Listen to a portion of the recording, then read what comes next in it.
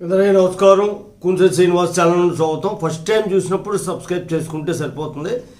Bell సింబల్ని press చేస్తే మీకు ఏంటంటే మన వీడియో అప్లోడ్ అయినట్టునే నోటిఫికేషన్ వస్తుంది. అందుకని సబ్స్క్రైబ్ చేసుకున్నప్పటికీ కూడా బెల్ సింబల్ని ఖచ్చితంగా నోటిఫికేషన్ కోసం మనం ప్రెస్ చేయవలసి ఉంటుంది. మన ఛానల్ ఏంటంటే లీగల్ ఛానల్ 1500 పైగా వీడియోలు ఉంటాయి. మీకు ప్రతి సమస్యకి పరిష్కారం లభిస్తుంది. ఈరోజు హైకోర్టు ఇచ్చినటువంటి జడ్జిమెంట్ ఒకటి మీకు తెలియజేస్తాను. ఆధారాలు లేకుండా కోర్టు ధిక్కరణ కేసు కానీ వేసినట్లయితే భారీ జరిమానా విధించబడుతుంది. ఒక ఆయన ఆధారాలు లేకుండా కోర్టు ధిక్కరణ కేసు అనేటువంటిది వేసాడు. ఆయనకి ఏం చేసింది అంటే హైకోర్టు 25,000 రూపాయలు జరిమానా విధించింది. 25,000 రూపాయలు ఏం చేసింది అంటే ఆయన పేరు మహమ్మద్ నయీం అనమాట. స్టేట్ లీగల్ సర్వీస్ అథారిటీకి చెల్లించాలని చెప్పి ఆదేశాలు వేశారు. సరైనటువంటి ఆధారాలు లేవు, కోర్టు ధిక్కరణ అనేటువంటిది జరిగింది అనడానికి పిటిషనర్ సరైన ఆధారాలు చూపించలేదు.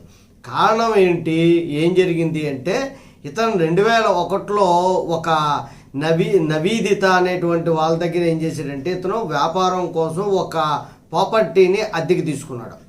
అద్దెకి తీసుకున్న తర్వాత కొద్ది రోజులు పోయాక దానికి దొంగ డాక్యుమెంట్లు సృష్టించి నేనే ఆ ప్రాపర్టీకి అధికారిని, అంటే నేనే ఓనర్ని ఆ ప్రాపర్టీని అని చెప్పేసి కోర్టుకి వెళ్ళాడు. దాని మీద డిగ్రీ పొందడానికి చేస్తూ కోర్టు కేసు కొట్టేసింది. కొట్టిన తర్వాత తెలివిగా ఏం చేశాడంటే అప్పీల్ పడేస్తూ హైకోర్టులో కోర్టు ధిక్కరణ కేసు, అంటే కోర్టులో ఉండగానే ఇతను అమ్మేయడానికి ప్రయత్నం చేస్తున్నాడు ఈ నివేదిత అతను అని చెప్పేసి హైకోర్టుకి పిటిషన్ వేశాడు. వేస్తే హైకోర్టు విచారణ జరిపింది. విచారణ జరిగితే కింద కోర్టు అతనికి ఫేవర్గా ఇచ్చింది. అతనే యజమాని అని తెలిసింది. వీడు దొంగ డాక్యుమెంట్ ఫైల్ చేశాడని తెలిసింది. అతను ప్రాపర్టీ అమ్మడానికి కానీ ఏమీ ప్రయత్నం చేయలేదని తెలిసింది. అప్పుడు ఏం చేసింది హైకోర్టు అంటే నువ్వు తప్పుడు సమాచారం కోర్టుకి ఇచ్చేవు, అలాగే కోర్టు ధిక్కరణ అనేటువంటి దానికి ఆధారాలు లేవు కాబట్టి 25,000 రూపాయలు జరిమానా వేస్తున్నావు అని చెప్పి అన్నది. ఇది జరిమానా విధించడం అంటే సామాన్యమైన విషయం కాదు.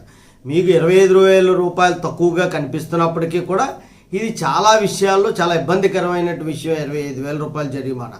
ఎవరైనా సరే కోర్టు ధిక్కరణ కేసు కానీ హైకోర్టులో పిటిషన్లు కానీ రిట్ పిటిషన్లు కానీ సరైన ఆధారాలు లేకుండా ఫైల్ చేస్తే పూర్వం ఏం చేసేవారంటే పిటిషన్ కొట్టివేసేవారు లేదా అప్పీల్ కొట్టివేసేవారు. ఇప్పుడు అలా కాదు, జరిమానా విధిస్తారు. అవసరమైతే శిక్ష విధించే పరిస్థితి కూడా ఉంది. పూర్తి ఆధారాలు లేకుండా ఓన్లీ డిలే కోసం అవతల వాళ్ళని ఇబ్బంది పెట్టడం కోసం హైకోర్టు కూడా అదే ఉంది.